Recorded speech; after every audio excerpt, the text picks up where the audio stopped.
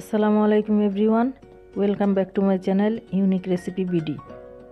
আজকের এপিসোডে আমি আপনাদেরকে ঝটপট তৈরি করে দেখাবো ফুলকপির পাকোড়া।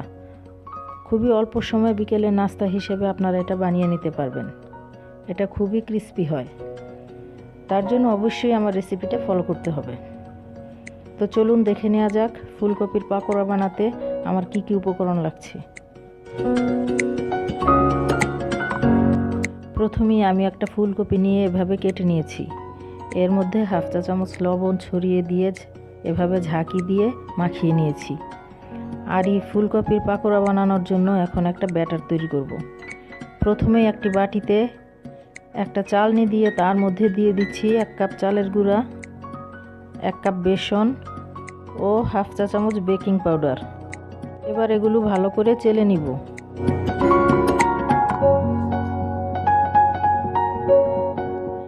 এখন পরিমাণ মতো লবণ, হাফ চা চামচ হলুদ গুঁড়া, হাফ চা চামচ মরিচ গুঁড়া দিয়ে হ্যান্ড হুইস্কের সাহায্যে ভালো করে মিশিয়ে নিচ্ছি। এবার অল্প অল্প পানি অ্যাড করে ব্যাটারটা তৈরি করে নিব।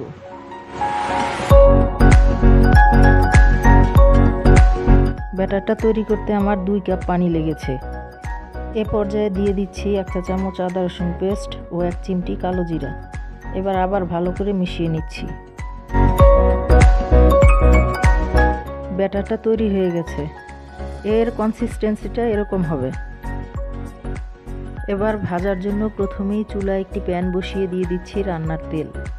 যেহেতু আমি ডুবো তেলে ভাজবো তাই বেশি করেই তেলটা দিব। তেল গরম হয়ে এসেছে। এখন ফুলকপির ফুলগুলো ব্যাটারে চুবিয়ে একটা একটা করে তেলে দিয়ে ভেজে নিব। ভাজার সময় চুলার আঁচ অবশ্যই মিডিয়াম লো করে নিতে হবে, নইলে পাকোড়া পুড়ে যাবে। এবার পাকোড়াগুলো উল্টে পাল্টে ভালো করে ভেজে নিব।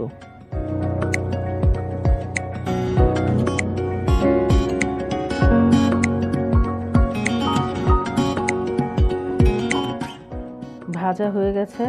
এখন আমি পাকোড়াগুলো চুলা থেকে উঠিয়ে সার্ভ করব।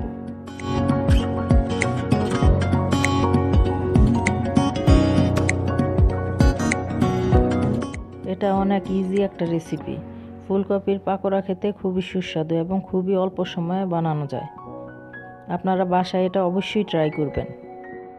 আর আমার রেসিপিটি যদি আপনাদের ভালো লেগে থাকে তাহলে অবশ্যই ফ্রেন্ডস অ্যান্ড ফ্যামিলির সাথে শেয়ার করবেন। আর আমার চ্যানেলটাকে সাবস্ক্রাইব করে পাশে থাকা বেল আইকনটা প্রেস করে দিবেন। আজ এখানেই বিদায় নিচ্ছি। সবাই ভালো থাকবেন। আল্লাহ হাফেজ।